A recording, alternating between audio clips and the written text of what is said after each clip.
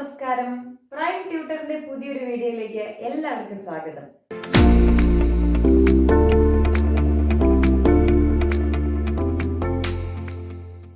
ഇന്ന് നമ്മൾ പഠിക്കാൻ പോകുന്നത് 6ാം ക്ലാസ്സിലെ ജോഗ്രഫി ടെക്സ്റ്റിന്റെ 5ാമത്തെ ചാപ്റ്റർ ആണ്. ചാപ്റ്ററിന്റെ പേര് major domains of the earth. വളരെ ഇൻട്രസ്റ്റിംഗ് ആയിട്ടുള്ള ഒരു ചാപ്റ്റർ ആണ്. അപ്പൊ നമുക്ക് ചാപ്റ്ററിലേക്ക് കടക്കാം. അപ്പൊ ആദ്യത്തെ ചാപ്റ്ററിൽ തന്നെ നമ്മൾ പഠിച്ചു സോളാർ സിസ്റ്റത്തില് ജീവൻ നിലനിൽക്കുന്ന ഒരേ ഒരു ഗ്രഹം എന്ന് പറയുന്നത് ഏതാണ്? ഭൂമിയാണ്. എന്തുകൊണ്ടാണ് ഭൂമിയിൽ മാത്രം ജീവൻ നിലനിൽക്കുന്നത്? ലൈഫ് സസ്റ്റെയിൻ ചെയ്യാൻ ആവശ്യമായിട്ടുള്ള കണ്ടീഷൻസ് നമ്മുടെ ഭൂമിയിലാണ് ഉള്ളത്. അപ്പൊ ഭൂമിയെ നമ്മൾ എടുത്ത് നോക്കുകയാണെങ്കിൽ ഭൂമിയുടെ സർഫസ് എന്ന് പറയുന്നത് ഒരു കോംപ്ലക്സ് സോണാണ്. നമ്മുടെ എൻവയറൺമെന്റിന്റെ ഇമ്പോർട്ടന്റ് ആയിട്ടുള്ള 3 കമ്പോണൻസ് ഇന്റർമിങ്കിൾ ചെയ്ത് കിടക്കുന്ന ഒരു കോംപ്ലക്സ് സോൺ ആണ് ഭൂമിയുടെ സർഫസ്. ഏതൊക്കെയാണ് ആ components? Hydrosphere, lithosphere and atmosphere. ഈ ഒരു സർഫസ് കണ്ടീഷൻസ് ആണ് ഭൂമിയിൽ ജീവൻ നിലനിർത്താൻ സഹായിക്കുന്നത്. ലിത്തോസ്ഫിയർ എന്ന് പറഞ്ഞാൽ എന്താണ്? ലിത്തോസ് എന്നാൽ റോക്ക് അല്ലെങ്കിൽ കല്ല് എന്നൊക്കെയാണ് അർത്ഥം.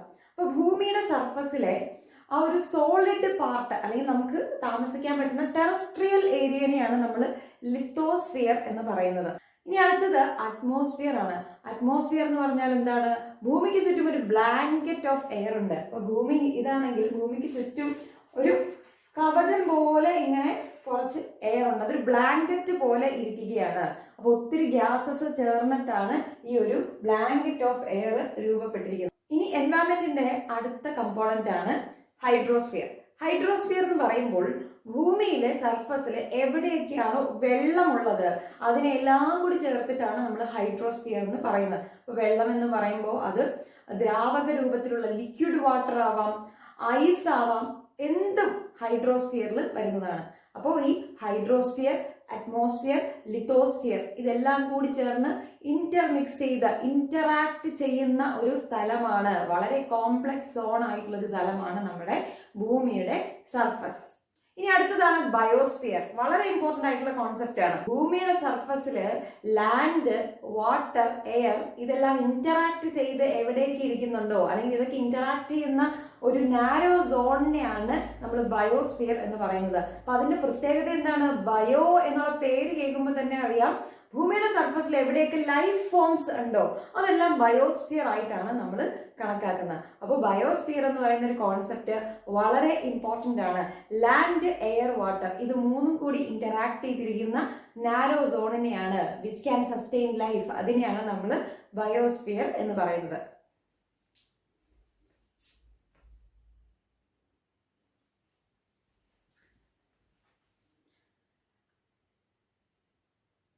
അപ്പൊ ഓരോന്നായിട്ട് നമുക്ക് എടുത്ത് പഠിക്കാം. ആദ്യം നമ്മൾ ലിത്തോസ്ഫിയർ ആണ് പഠിക്കാൻ പോകുന്നത്. ലിത്തോസ്ഫിയർ എന്താണെന്ന് ഞാൻ ഓൾറെഡി പറഞ്ഞു.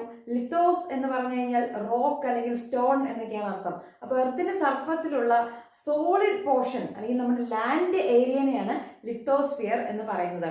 അപ്പോൾ ലാൻഡ് ഏരിയ എന്ന് പറയുമ്പോൾ എന്തൊക്കെ കൊണ്ടാണ് ലാൻഡ് കംപ്രൈസ് ചെയ്തിരിക്കുന്നത്? പല റോക്സും സോയിലും ഒക്കെ കൊണ്ടാണ് ലിത്തോസ്ഫിയർ രൂപപ്പെട്ടിരിക്കുന്നത്. അപ്പൊ എർത്തിന്റെ സർഫസ് നമ്മൾ നോക്കിക്കഴിഞ്ഞാൽ നമുക്ക് ആ ഏരിയനെ 2ആയിട്ട് ഡിവൈഡ് ചെയ്യാൻ പറ്റും. കോണ്ടിനെന്റ് ആയിട്ടും ഓഷ്യൻ ബേസിനായിട്ടും. കോണ്ടിനെന്റ് എന്ന് പറഞ്ഞാൽ എന്താണ്? നമ്മുടെ ഭൂഖണ്ഡങ്ങളാണ്. അതായത് നമ്മളൊരു ഗ്ലോബ് എടുത്ത് നോക്കിക്കഴിഞ്ഞാൽ അതിൽ കുറച്ച് ടെറസ്ട്രിയൽ ഏരിയ കാണാൻ പറ്റും, വെള്ളം മൂടി കിടക്കുന്ന കുറച്ച് ഏരിയയും കാണാൻ പറ്റും. ഈ ടെറസ്ട്രിയൽ ഏരിയ അല്ലെ ലാൻഡ് ആയിട്ട് നമുക്ക് കാണാൻ പറ്റുന്ന സ്ഥലങ്ങളെ നമ്മൾ കോണ്ടിനെന്റ് എന്ന് വിളിക്കും. വെള്ളം മൂടിക്കിടക്കുന്ന സ്ഥലങ്ങളെയാണ് നമ്മൾ ഓഷ്യൻ എന്ന് വിളിക്കുന്നത്. പക്ഷെ ഈ ഓഷ്യന് താഴെയും എന്തുണ്ട്? ലാൻഡ് ഉണ്ട്. ഓഷ്യന്റെ താഴേക്ക് ഇറങ്ങി ചെന്ന് കഴിഞ്ഞാൽ അവിടെയും ഒരു ബേസ് കാണാൻ പറ്റും. അപ്പോൾ അതും നമ്മുടെ ലിത്തോസ്ഫിയറിന്റെ ഭാഗമാണ്. അപ്പോൾ ഒറ്റ നോട്ടത്തിൽ നമ്മൾ നോക്കുമ്പോൾ ഈ കോണ്ടിനെന്റ് മാത്രമാണ് കാണുന്നതെങ്കിലും അതിന്റെ ഇടയിലുള്ള ഓഷ്യനും താഴെയായിട്ട് എർത്തിന്റെ സർഫസ് ഉണ്ട്. അതാണ് ഓഷ്യൻ ബേസിൻ. അപ്പൊ എർത്തിന്റെ സർഫസിനെ നമുക്ക് 2ആയിട്ട് ഡിവൈഡ് ചെയ്യാം, കോണ്ടിനെന്റുകളും ഓഷ്യൻ ബേസിനും. അപ്പൊ നമ്മുടെ ഓഷ്യൻസ് അല്ലെങ്കിൽ സമുദ്രങ്ങൾ ഇതെല്ലാം കണക്റ്റഡ് ആണ്. വേൾഡ് മാപ്പ് എടുത്ത് നോക്കിക്കഴിഞ്ഞാൽ നമുക്ക് മനസ്സിലാക്കാം സമുദ്രങ്ങളും കടലുകളും എല്ലാം കണക്റ്റഡ് ആണ്. അപ്പോൾ ഒരു വലിയ സമുദ്രത്തിന്റെ ഭാഗമായിട്ടായിരിക്കും ഒരു സീ വരിക അല്ലെങ്കിൽ ഒരു കടല് വരിക. അപ്പൊ ഈ സമുദ്രങ്ങളുടെയും കടലുകളുടെയും എല്ലാം വാട്ടർ ലെവൽ എന്ന് പറയുന്നത് സെയിം ആയിരിക്കും.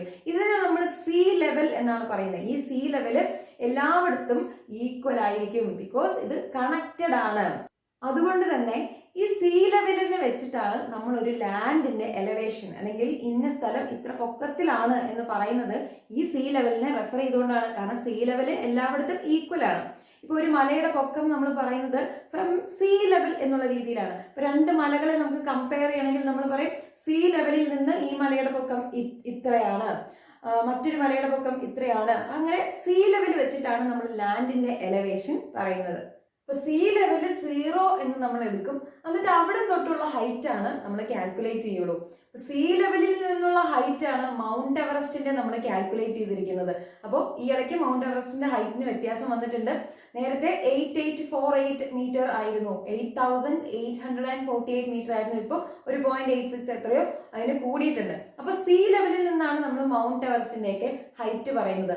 അതുപോലെ നമ്മുടെ deepest point of the earth Mariana trench എന്ന് പറയുന്നതും നമ്മൾ സീ ലെവലിൽ നിന്നാണ് കാൽക്കുലേറ്റ് ചെയ്യുന്നത്. ഒരു 11,022 മീറ്റേഴ്സ് ഒക്കെ ഡീപ്പാണ് മരിയാന ട്രെഞ്ച്.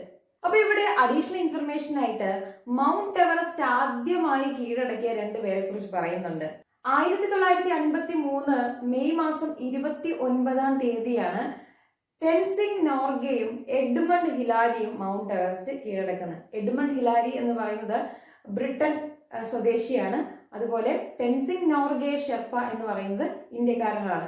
ഇവർ 2 പേരും കൂടിയാണ് ആദ്യമായിട്ട് മൗണ്ട് എവറസ്റ്റിന്റെ ഏറ്റവും ഉയരത്തിൽ എത്തുന്നത്. അതുപോലെ മൗണ്ട് എവറസ്റ്റ് കീഴടക്കിയ ആദ്യത്തെ വനിത ജപ്പാനിന്റെ ജുങ്കോ താബെയാണ്. ഏത് വർഷമാണ്? 1975 മെയ് 16-ാം തീയതിയാണ് അവര് മൗണ്ട് എവറസ്റ്റ് കീഴടക്കുന്നത്. മൗണ്ട് എവറസ്റ്റ് കീഴടക്കിയ ആദ്യത്തെ ഇന്ത്യക്കാരി ആരാണ്? ബജേന്ദ്രി പാലാണ്. 1984 23 മെയ്യിലാണ് അവര് മൗണ്ട് എവറസ്റ്റ് കീഴടക്കുന്നത്. അപ്പൊ ഇത് ജസ്റ്റ് അഡീഷണൽ ഇൻഫർമേഷൻ ആയിട്ട് ഈ ചാപ്റ്ററിൽ കൊടുത്തിട്ടേ ഉള്ളൂ. ഇനി നമ്മൾ പഠിക്കാൻ പോകുന്നത് കോണ്ടിനെന്റ്സിനെ കുറിച്ചാണ്. കോണ്ടിനെന്റ്സ് എന്ന് പറഞ്ഞാൽ ഭൂഖണ്ഡങ്ങൾ. അപ്പൊ ഭൂമിയിൽ 7 ഭൂഖണ്ഡങ്ങളാണ് ഉള്ളത്. ഏതൊക്കെയാണത്? Asia, Africa, North America, South America, Europe, Australia, Antarctica. അപ്പൊ നമ്മൾ എന്ത് ചെയ്യണം? ഒരു വേൾഡ് മാപ്പ് വാങ്ങിക്കുക. അതിൽ ഈ കോണ്ടിനെന്റ്സ് ഒക്കെ കറക്റ്റ് എവിടെയാണെന്ന് മനസ്സിലാക്കുക. ഓരോ കോണ്ടിനെന്റിനും ചുറ്റുമായിട്ട് ഏതൊക്കെ സമുദ്രങ്ങളാണ് എന്ന് മനസ്സിലാക്കുക. ഈ കോണ്ടിനെന്റുകളിൽ ഏതൊക്കെ രാജ്യങ്ങളുണ്ട് എന്നൊക്കെ മനസ്സിലാക്കുക. ഒരു ആസ്പിരന്റിനെ സംബന്ധിച്ചിടത്തോളം വേൾഡ് മാപ്പ് നല്ല രീതിയിൽ ഫെമിലിയർ ആക്കി വെക്കുക എന്നുള്ളത് വളരെ ഇമ്പോർട്ടന്റ് ആയിട്ടുള്ള ഒരു കാര്യമാണ്. അപ്പൊ എല്ലാവരും ഒരു വേൾഡ് മാപ്പ് വാങ്ങിച്ച് നമ്മുടെ മുറിയിൽ തൂക്കുക. അപ്പോൾ ഇടയ്ക്ക് ന്യൂസിൽ ഓരോ സ്ഥലങ്ങളെ കുറിച്ച് പറയുമ്പോൾ ഓടി ചെന്ന് മാപ്പിൽ അത് എവിടെയാണെന്ന് നോക്കുക, കറക്റ്റ് ആയിട്ട് ലൊക്കേറ്റ് ചെയ്യുക, അതിന് ചുറ്റുമുള്ള പ്രദേശങ്ങൾ ഏതൊക്കെയാണെന്നൊക്കെ മനസ്സിലാക്കി വെക്കുക എന്നുള്ളത് വളരെ ഇമ്പോർട്ടന്റ് ആയിട്ടുള്ള ഒരു കാര്യമാണ്. ഇപ്പോൾ വേൾഡ് മാപ്പിലേക്ക് നമുക്ക് നോക്കിക്കഴിഞ്ഞാൽ വ്യക്തമായി മനസ്സിലാവും, നോർത്തേൺ ഹെമിസ്ഫിയറിലാണ് കൂടുതൽ ലാൻഡ് ഏരിയ ഉള്ളത്. നോർത്തേൺ ഹെമിസ്ഫിയറിലാണ് നമ്മുടെ നോർത്ത് അമേരിക്ക മുഴുവനായിട്ട് വരുന്നതും, ആഫ്രിക്കയുടെ ഒരു പകുതി ഭാഗം, സൗത്ത് അമേരിക്കയുടെ ഇത്തിരി ഭാഗം വരുന്നുണ്ട്, യൂറോപ്പ്, അതുപോലെ ഏഷ്യ അടക്കമുള്ള കോണ്ടിനെന്റ്സിന്റെ ഒരു ഭൂരിഭാഗം വരുന്നതും ഈ നോർത്തേൺ ഹെമിസ്ഫിയറിലാണ്. സദേൺ ഹെമിസ്ഫിയറിൽ കാര്യമായിട്ട് അധികം ലാൻഡ് ഒന്നുമില്ല. ആഫ്രിക്കയുടെ കുറച്ച് പാർട്ടുണ്ട്, സൗത്ത് അമേരിക്കയുടെ കുറച്ച് പാർട്ടുണ്ട്, നമ്മുടെ ഇന്ത്യയുടെ കുറച്ച് പാർട്ടുണ്ട്, ഓസ്ട്രേലിയ ഉണ്ട്, അന്റാർട്ടിക്ക ഉണ്ട്. അപ്പോൾ നോർത്തേൺ ഹെമിസ്ഫിയറും സദേൺ ഹെമിസ്ഫിയറും നമ്മൾ കമ്പയർ ചെയ്യുമ്പോൾ കൂടുതൽ ലാൻഡ് മാസ് എവിടെയാണുള്ളത്? നമ്മുടെ നോർത്തേൺ ഹെമിസ്ഫിയറിലാണ്. അപ്പൊ നമുക്ക് ഈ ഓരോ കോണ്ടിനെന്റ്സ് ആയിട്ട് എടുത്തു പഠിക്കാം. അപ്പൊ ആദ്യം നമ്മുടെ സ്വന്തം ഭൂഖണ്ഡമായിട്ടുള്ള ഏഷ്യയെ കുറിച്ചാണ് നമ്മൾ പഠിക്കാൻ പോകുന്നത്. ഏറ്റവും വലിയ കോണ്ടിനെന്റ് ആണ് ഏഷ്യ. ലാൻഡ് ഏരിയ മുഴുവൻ എടുത്തു കഴിഞ്ഞാൽ 1/3 ലാൻഡും വരുന്നത് നമ്മുടെ ഏഷ്യ എന്ന് പറയുന്ന കോണ്ടിനെന്റിലാണ്. അപ്പൊ ഏഷ്യ എന്ന് പറയുന്ന ഈ ഒരു കോണ്ടിനെന്റ് ഏത് ഹെമിസ്ഫിയറിലാണ് ഉള്ളത്? നോർത്തേൺ ഹെമിസ്ഫിയറിലാണ്. കുറച്ചും കൂടി വ്യക്തമായി പറഞ്ഞാൽ ഈസ്റ്റേൺ ഹെമിസ്ഫിയറിലായിട്ടാണ് ഏഷ്യ എന്ന് പറയുന്ന കോണ്ടിനെന്റ് സ്ഥിതി ചെയ്യുന്നത്. പിന്നെ എടുത്തു പറയേണ്ടത് നമ്മുടെ tropic of cancer. Tropic of cancer എന്താണ്? It's an important parallel of latitude. ഈ ട്രോപ്പിക് ഓഫ് ക്യാൻസർ ഏഷ്യ എന്ന് പറയുന്ന ഒരു കോണ്ടിനെന്റിലൂടെ പാസ് ചെയ്ത് പോകുന്നുണ്ട്. ഇനി ഏഷ്യയും യൂറോപ്പും ജോയിന്റ് ആയിട്ടാണ് കിടക്കുന്നത്. ആക്ച്വലി ഇത് 2 കോണ്ടിനെന്റ് ആണെങ്കിലും ഇവർ ഒറ്റ ലാൻഡ് മാസ് ആയിട്ടാണ് കിടക്കുന്നത്. അപ്പൊ യൂറോപ്പും ഏഷ്യയും തമ്മിലുള്ള ബൗണ്ടറി എന്നുള്ള രീതിയിൽ നമ്മൾ കണക്കാക്കുന്നത് ഒരു മൗണ്ടെയിൻ റേഞ്ചസ്, ഒരു പർവ്വത നിരകളാണ്. ആ പർവ്വത നിരകൾക്ക് അപ്പുറേ യൂറോപ്പും ഇപ്പുറേ ഏഷ്യ എന്നുള്ള രീതിയിലാണ് നമ്മൾ മനസ്സിലാക്കുന്നത്. അപ്പൊ അത് ഏതാണ് ആ പർവ്വതനിരകൾ? ഉറാൽ മൗണ്ടൻസ് ആണ്. ഉറാൽ മൗണ്ടൻസ് എന്ന് പറഞ്ഞിട്ട് ഒരു പർവ്വതനിരകളുണ്ട്. അതിന് ഇപ്പുറം യൂറോപ്പും ഇപ്പുറം ഏഷ്യയുമാണ്. അപ്പോൾ വളരെ ഇമ്പോർട്ടന്റ് ആണ്, ഓർത്തിരിക്കുക. ഇനി യൂറോപ്പും ഏഷ്യയും അടങ്ങുന്ന ആ വലിയ ലാൻഡ് മാസിനെയാണ് നമ്മൾ യുറേഷ്യ എന്ന് പറയുന്നത്. അപ്പൊ യുറേഷ്യ എന്താണ്? യൂറോപ്പ് പ്ലസ് ഏഷ്യ ആണ് യുറേഷ്യ. ഇനി അടുത്ത കോണ്ടിനെന്റ് യൂറോപ്പാണ്. ഏഷ്യ വെച്ച് കമ്പയർ ചെയ്യുമ്പോൾ യൂറോപ്പ് എന്ന് പറയുന്ന കോണ്ടിനെന്റ് സൈസ് വളരെ കുറവാണ്. ഏഷ്യയുടെ വെസ്റ്റ് സൈഡിലായിട്ട് കിടക്കുന്ന, ഏഷ്യയോട് ചേർന്ന് കിടക്കുന്ന ലാൻഡ് മാസ് ആണ് യൂറോപ്പ്. യൂറോപ്പിന്റെ പ്രത്യേകത എന്താണ്? യൂറോപ്പിലൂടെ നമ്മുടെ ആർട്ടിക് സർക്കിൾ എന്ന് പറയുന്ന മറ്റൊരു പാരലൽ ഓഫ് ലാറ്റിറ്റ്യൂഡ് ക്രോസ് ചെയ്ത് പോകുന്നുണ്ട്. അതുപോലെ ഈ യൂറോപ്പ് എന്ന് പറയുന്ന കോണ്ടിനെന്റിന്റെ 3 വശത്തും വെള്ളമാണ്. അപ്പൊ 3 സൈഡിലും വെള്ളത്താൽ ചുറ്റപ്പെട്ട് കിടക്കുന്ന ഒരു കോണ്ടിനെന്റ് ആണ് യൂറോപ്പ്. അടുത്ത കോണ്ടിനെന്റ് ആണ് ആഫ്രിക്ക. ഏഷ്യ കഴിഞ്ഞാൽ ഏറ്റവും വലിയ ഭൂഖണ്ഡമാണ് നമ്മുടെ ആഫ്രിക്ക. ആഫ്രിക്കയുടെ ഒരു വലിയ പാർട്ടും നോർത്തേൺ ഹെമിസ്ഫിയറിലാണ്. ആഫ്രിക്ക എന്ന് പറയുന്ന ഒരു കോണ്ടിനെന്റിന്റെ എടുത്തു പറയേണ്ട ഒരു പ്രത്യേകത എന്താണെന്ന് വെച്ച് കഴിഞ്ഞാൽ നമ്മുടെ ഇക്വേറ്ററും ട്രോപ്പിക് ഓഫ് ക്യാൻസറും ട്രോപ്പിക് ഓഫ് കാപ്രിക്കോണും ഈ 3 important parallel of latitudes pass ചെയ്ത് പോകുന്ന ഒരു കോണ്ടിനെന്റ് ആണ് നമ്മുടെ ആഫ്രിക്ക. അപ്പൊ ആഫ്രിക്ക എന്ന് പറയുന്ന കോണ്ടിനെന്റ് നമ്മൾ വേൾഡ് മാപ്പിൽ എടുത്തു നോക്കിക്കഴിഞ്ഞാൽ മനസ്സിലാവും, ഇതിന് ചുറ്റും പല സമുദ്രങ്ങളും അതുപോലെ കടലുകളും ആണ്. വളരെ ഇമ്പോർട്ടന്റ് ആയിട്ടുള്ള പല സ്ഥലങ്ങളും ആഫ്രിക്കയിലുണ്ട്. അതിലൊന്നാണ് നമ്മുടെ സഹാറ ഡെസേർട്ട്. ലോകത്തെ ഏറ്റവും വലിയ മരുഭൂമിയായിട്ടുള്ള സഹാറ ഡെസേർട്ട് എവിടെയാണ്? ആഫ്രിക്കയിലാണ്. അതുപോലെ ലോകത്തിലെ ഏറ്റവും നീട്ടം കൂടിയ നദിയായിട്ടുള്ള നൈൽ നദി, ഇതും ആഫ്രിക്കയിലാണ് ഉള്ളത്. ഇനി നോർത്ത് അമേരിക്കയും സൗത്ത് അമേരിക്കയുമാണ്. ആദ്യം നമുക്ക് നോർത്ത് അമേരിക്ക നോക്കാം. നോർത്ത് അമേരിക്ക എന്ന് പറയുന്ന കോണ്ടിനെന്റ് കംപ്ലീറ്റ്ലി നോർത്തേൺ ഹെമിസ്ഫിയറിലാണ്, അതും വെസ്റ്റേൺ സൈഡിൽ. അപ്പൊ നോർത്തേൺ അല്ലെങ്കിൽ വെസ്റ്റേൺ ഹെമിസ്ഫിയറിൽ കംപ്ലീറ്റ് ആയിട്ടുള്ള ഒരു കോണ്ടിനെന്റ് ആണ് നോർത്ത് അമേരിക്ക. ഏറ്റവും വലിയ 3ാമത്തെ കോണ്ടിനെന്റ് ആണ് നോർത്ത് അമേരിക്ക. ഈ നോർത്ത് അമേരിക്കയും സൗത്ത് അമേരിക്കയും തമ്മിൽ ഒരു ചെറിയ ലാൻഡ് വെച്ച് ലിങ്ക് ചെയ്യുന്നുണ്ട്. ഒരു narrow strip of land North അമേരിക്കയെയും സൗത്ത് അമേരിക്കയെയും ലിങ്ക് ചെയ്യുന്നുണ്ട്. ആ ലാൻഡിനെയാണ് നമ്മൾ ഇഷ്മസ് ഓഫ് പനാമ എന്ന് പറയുന്നത്. അങ്ങനെ വലിയ കോണ്ടിനെന്റുകളൊക്കെ ലിങ്ക് ചെയ്യുന്ന ഒരു ചെറിയ ലാൻഡ് മാസിനെയാണ് നമ്മൾ ഇഷ്മസ് എന്ന് പറയുന്നത്. ഈ സൗത്ത് അമേരിക്ക ഏകദേശം മുഴുവൻ ഏരിയയും നമ്മുടെ സതേൺ ഹെമിസ്ഫിയറിലാണ് വരുന്നത്. ഒത്തിരി ഫീച്ചേഴ്സ് ഉള്ള ഒരു കോണ്ടിനെന്റ് ആണ് നമ്മുടെ സൗത്ത് അമേരിക്ക എന്ന് പറയുന്നത്. ലോകത്തിലെ ഏറ്റവും നീട്ടം കൂടിയ പർവ്വത നിരകളായിട്ടുള്ള ആൻഡസ് പർവ്വത നിരകൾ സൗത്ത് അമേരിക്കയിലാണ്. സൗത്ത് അമേരിക്കൻ കോണ്ടിനെന്റ് നമ്മൾ എടുത്തു നോക്കിക്കഴിഞ്ഞാൽ അതിന്റെ നോർത്ത് തൊട്ട് സൗത്ത് വരെ ഇങ്ങനെ ഒറ്റ സ്ട്രെച്ചിൽ പാരലൽ ആയിട്ട് നീണ്ടു കിടക്കുന്ന ഒരു മൗണ്ടൻ റേഞ്ചസ് നമുക്ക് കാണാൻ പറ്റും. അതാണ് ആൻഡസ് പർവ്വത നിരകൾ. അതുപോലെ ലോകത്തിലെ ഏറ്റവും വലിയ നദിയായിട്ടുള്ള ആമസോൺ നദിയും എവിടെയാണുള്ളത്? നമ്മുടെ സൗത്ത് അമേരിക്കയിലാണ് ഉള്ളത്. ഇനി ലോകത്തിലെ ഏറ്റവും ചെറിയ കോണ്ടിനെന്റ് ആണ് ഓസ്ട്രേലിയ. ഓസ്ട്രേലിയ നമുക്ക് വേൾഡ് മാപ്പിൽ എടുത്തു നോക്കിക്കഴിഞ്ഞാൽ മനസ്സിലാവും, കംപ്ലീറ്റ്ലി സതേൺ ഹെമിസ്ഫിയറിൽ ലൈ ചെയ്യുന്ന ഒരു കോണ്ടിനെന്റ് ആണ് ഓസ്ട്രേലിയ. ഓസ്ട്രേലിയക്ക് ചുറ്റും സമുദ്രങ്ങളും കടലുകളുമാണ്. അതുകൊണ്ട് ഓസ്ട്രേലിയ നമ്മൾ ഐലൻഡ് കോണ്ടിനെന്റ് എന്നാണ് പറയുന്നത്. ഇനി അവസാനത്തെ നമ്മുടെ കോണ്ടിനെന്റ് ആണ് അന്റാർട്ടിക്ക. അന്റാർട്ടിക്ക കംപ്ലീറ്റ്ലി നമ്മുടെ സതേൺ ഹെമിസ്ഫിയറിലാണ് ഉള്ളത്. അന്റാർട്ടിക്കയുടെ പ്രത്യേകത എല്ലാവർക്കും അറിയാം, അത് സൗത്ത് പോളിന് അടുത്തായതുകൊണ്ട് തന്നെ ഈ അന്റാർട്ടിക്കയുടെ ഏകദേശം കറക്റ്റ് മിഡിലായിട്ടാണ് നമ്മുടെ സൗത്ത് പോൾ വരുന്നത്. അതുകൊണ്ട് തന്നെ വളരെ അധികം തണുപ്പുള്ള പ്രദേശമാണ്. പെർമാഫ്രോസ്റ്റ് ആയിട്ട് കിടക്കുന്ന സ്ഥലമാണ്, അതായത് പെർമനന്റ്ലി സ്നോ കവേർഡ് ആയിട്ടുള്ള സ്ഥലമാണ്. സോ ഇവിടെ സെറ്റിൽമെന്റ്സ് ഒന്നും തന്നെ ഇല്ല. റിസർച്ച് സ്റ്റേഷൻസ് ഒക്കെ ഉണ്ട്. മിക്ക രാജ്യങ്ങളും ഈ അന്റാർട്ടിക്കയിൽ പഠനങ്ങൾക്ക് വേണ്ടി റിസർച്ച് സ്റ്റേഷൻസ് ഉണ്ടാക്കിയിട്ടുണ്ട്. അല്ലാതെ പെർമനന്റ് ആയിട്ടുള്ള സെറ്റിൽമെന്റ്സ് അന്റാർട്ടിക്കയിൽ ഇല്ല. ഇത് വളരെ വലിയ ഒരു കോണ്ടിനെന്റ് ആണ്. യൂറോപ്പിന്റെയും ഓസ്ട്രേലിയയുടെയും ലാൻഡ് മാസ് കൂട്ടി വെച്ച് കഴിഞ്ഞാൽ എത്ര ഏരിയ ഉണ്ടാവോ അതിനേക്കാൾ വലുതാണ് നമ്മുടെ അന്റാർട്ടിക്ക. അപ്പൊ ഇന്ത്യക്ക് നിലവിൽ അന്റാർട്ടിക്കയിൽ 2 റിസർച്ച് സ്റ്റേഷൻ ആണ് ഉള്ളത്, ഭാരതിയും മൈത്രിയും. ഇപ്പൊ നമ്മുടെ ടെക്സ്റ്റിൽ ദക്ഷിൺ ഗംഗോത്രി കൂടി കൊടുത്തിട്ടുണ്ട്. ഈ ദക്ഷിൺ ഗംഗോത്രി ഇപ്പോ നിലവിലുള്ളതല്ല, പണ്ടുണ്ടായിരുന്നതാണ്. ഇപ്പൊ നിലവിൽ നമുക്കുള്ള റിസർച്ച് സ്റ്റേഷൻ ഭാരതിയും മൈത്രിയാണ്. ഭാരതിയാണ് ഏറ്റവും റീസെന്റ് ആയിട്ട് നമ്മൾ പണിത റിസർച്ച് സ്റ്റേഷൻ. അപ്പൊ ഇത്രയും നേരം നമ്മൾ ലിത്തോസ്ഫിയറിനെ കുറിച്ചാണ് പറഞ്ഞുകൊണ്ടിരുന്നത്. ഇനി നമുക്ക് അടുത്ത കമ്പോണന്റിലേക്ക് കടക്കാം, ഹൈഡ്രോസ്ഫിയർ. ഹൈഡ്രോസ്ഫിയർ എന്താണെന്ന് ഞാൻ ഓൾറെഡി പറഞ്ഞു. നമ്മുടെ എർത്തിന്റെ സർഫസിൽ എവിടെയൊക്കെയാണ് വാട്ടർ ഉള്ളത് അതിനെല്ലാമാണ് നമ്മൾ ഹൈഡ്രോസ്ഫിയർ എന്ന് പറയുന്നത്. അപ്പൊ വാട്ടർ എന്ന് പറയുമ്പോൾ പല രൂപത്തിലിരിക്കുന്ന വാട്ടർ ആവാം, വെള്ളമായിട്ടോ ഐസ് ഷീറ്റ് ആയിട്ടോ ഗ്ലേസിയർ ആയിട്ടോ ഈവൻ അറ്റ്മോസ്ഫിയറിലുള്ള വാട്ടർ വേപ്പർ കണ്ടന്റിനെ വരെ നമ്മൾ ഹൈഡ്രോസ്ഫിയറിന്റെ അകത്തേക്കാണ് കൂട്ടുന്നത്. അപ്പോ എർത്തിനെ നമ്മളൊരു ബ്ലൂ പ്ലാനറ്റ് എന്നാണ് വിളിക്കുന്നത്. എന്തുകൊണ്ടാണ്? എർത്തിന്റെ സർഫസിൽ 71% ഏരിയയിലും വെള്ളം നിറഞ്ഞു കിടക്കുകയാണ്. ബാക്കി സ്ഥലത്താണ് നമ്മുടെ ലാൻഡ് മാസ് ഉള്ളൂ. അപ്പൊ ഇത്രയും സ്ഥലത്ത് വെള്ളം ഉള്ളത് കാരണം കാണുമ്പോൾ എർത്ത് വളരെ ബ്ലൂ കളറിൽ ഇരിക്കുന്നു. അതുകൊണ്ടാണ് എർത്തിനെ നമ്മൾ ബ്ലൂ പ്ലാനറ്റ് എന്ന് വിളിക്കുന്നത്.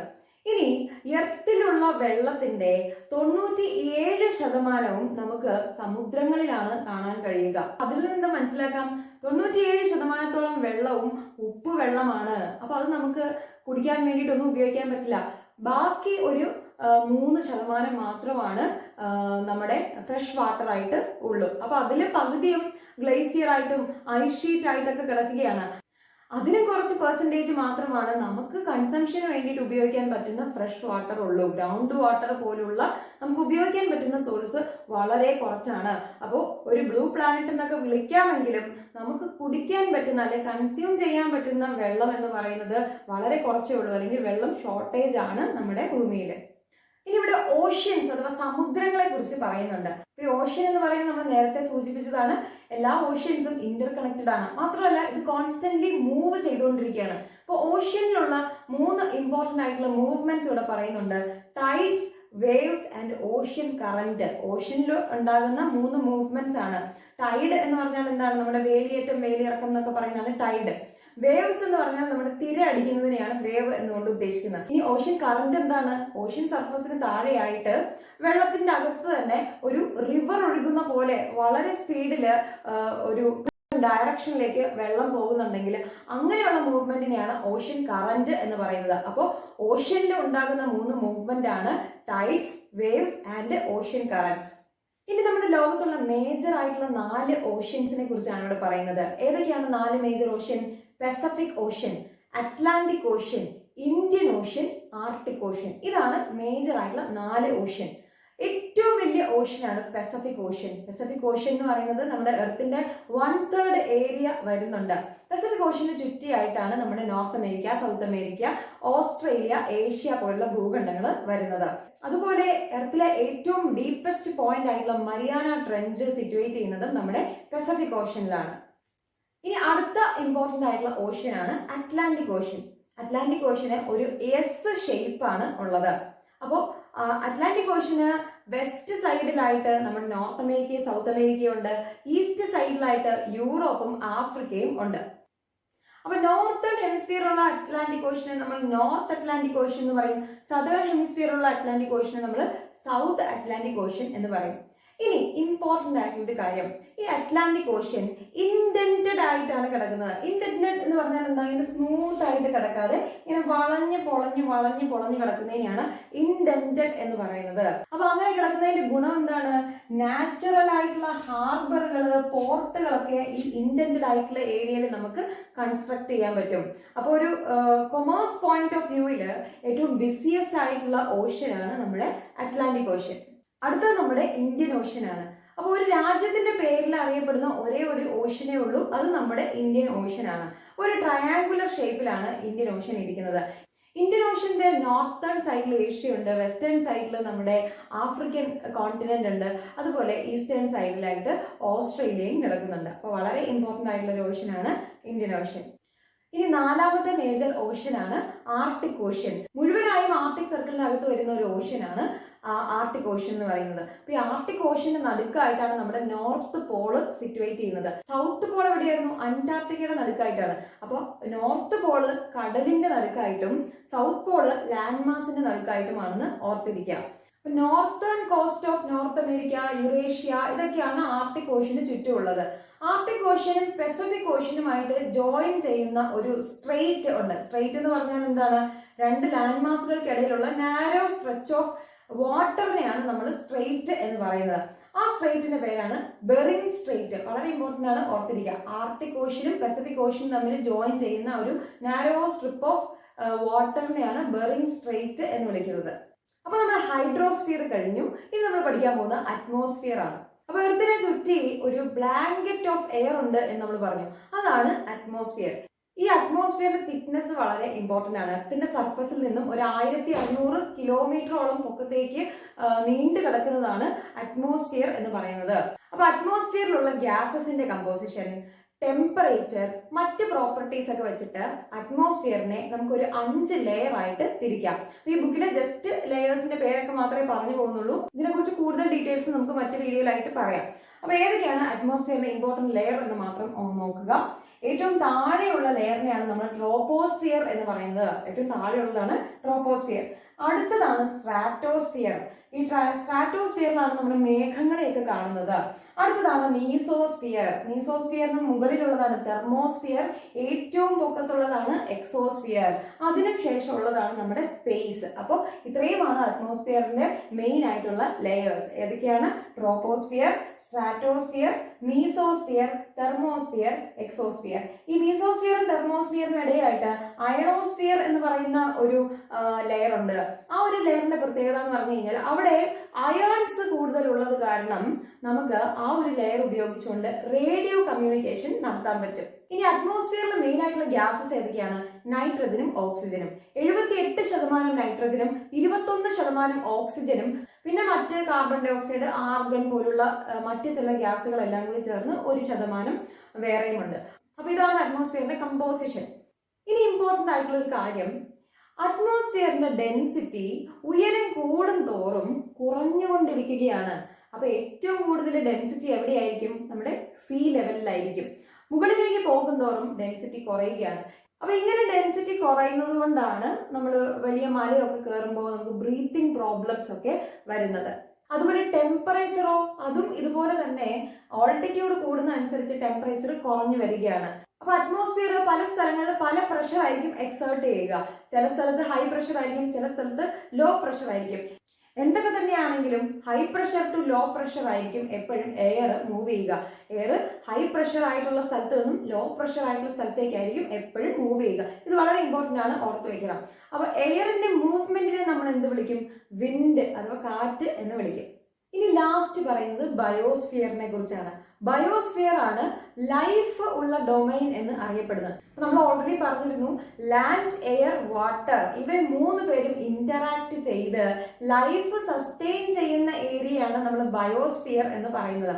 അപ്പൊ ലൈഫ് എന്ന് പറയുമ്പോൾ ചെറിയ ബാക്ടീരിയ തൊട്ട് വലിയ മൾട്ടി സെല്ലുലാർ ഓർഗാനിസംസ് വരെ ഉള്ളവരെയാണ് നമ്മൾ ലൈഫ് കൊണ്ട് ഉദ്ദേശിക്കുന്നത്. അപ്പൊ ഇവരെല്ലാവരെയും കാണുന്ന ആ ഒരു ഡൊമൈനെയാണ് ബയോസ്ഫിയർ എന്ന് പറയുന്നത്. ലാൻഡ്, എയർ, വാട്ടർ ഇത് 3 ഇന്ററാക്ട് ചെയ്ത് കിടക്കുന്നതാണ് നമ്മൾ പറഞ്ഞു. അപ്പോൾ ഒന്നിൽ വരുന്ന മാറ്റം മറ്റൊന്നിനെ കൂടി സ്വാധീനിക്കാം. ഇപ്പൊ നമ്മൾ ഫോറസ്റ്റ് ക്ലിയർ ചെയ്യുന്നു അല്ലെങ്കിൽ വളരെയധികം ഡീഫോറസ്റ്റേഷൻ നടത്തുന്നു, അതിന്റെ ഫലമായിട്ട് എന്താണ്? സോയിൽ ഒഴിച്ചു പോകാം. അതുപോലെ ഡീഫോറസ്റ്റേഷൻ മൂലം പ്ലാന്റ്സിനും അനിമൽസിനും ബുദ്ധിമുട്ട് വരാം. പിന്നെ നമ്മുടെ ഗ്ലോബൽ വാർമിംഗ് കാരണം സീ ലെവൽ റൈസ് ചെയ്യാം. അങ്ങനെ എല്ലാ തരത്തിലും ഈ ബയോസ്ഫിയറിൽ എല്ലാം ലിങ്ക് ചെയ്താണ് കിടക്കുന്നത്. ഈ ലാൻഡ്, എയർ, വാട്ടറിന് എന്തിനെങ്കിലും മോശം സംഭവിച്ചു കഴിഞ്ഞാൽ അത് മറ്റൊന്നിനെയും കൂടി ബാധിക്കും. എന്തിനെങ്കിലും നല്ലത് വന്നു കഴിഞ്ഞാൽ അതും ഇതിനെ നല്ല രീതിയിൽ ബാധിക്കും. അപ്പൊ ഇത്രയും കാര്യങ്ങളൊക്കെയാണ് ഈ ഒരു ചാപ്റ്ററിൽ പറയുന്നുള്ളൂ. വളരെ സിമ്പിൾ ആയിട്ടുള്ള ഒരു ചാപ്റ്റർ ആണ്. അപ്പോൾ ഈ ഒരു വീഡിയോ നിങ്ങൾക്ക് ഇഷ്ടപ്പെടുവാണെങ്കിൽ നിങ്ങൾ ഉറപ്പായി ലൈക്ക് ചെയ്യണം. നിങ്ങളുടെ കമന്റ്സ് ഒക്കെ നിങ്ങൾക്ക് കമന്റ് ബോക്സിൽ പറയാവുന്നതാണ്. ഞാൻ എല്ലാ കമന്റ്സും വായിക്കും. ഈ ചാനൽ കൊണ്ട് നിങ്ങൾക്ക് എന്തെങ്കിലും ഉപകാരം ഉണ്ടാകുന്നുണ്ടെങ്കിൽ നിങ്ങൾ സബ്സ്ക്രൈബ് ചെയ്യുക. നിങ്ങളുടെ കൂട്ടുകാർക്ക് മറക്കാതെ ഷെയർ ചെയ്ത് കൊടുക്കുക. അപ്പോൾ നമുക്ക് അടുത്തൊരു ക്ലാസ്സിൽ കാണാം. Good bye.